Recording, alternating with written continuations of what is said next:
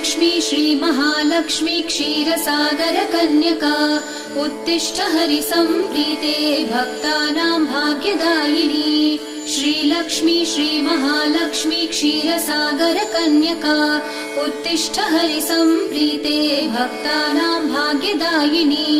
उत्तिष्ठोत्तिष्ठ श्रीलक्ष्मी विष्णुवक्षस्थलालये उत्तिष्ठ करुणापूर्णे लोकानां शुभदायिनी।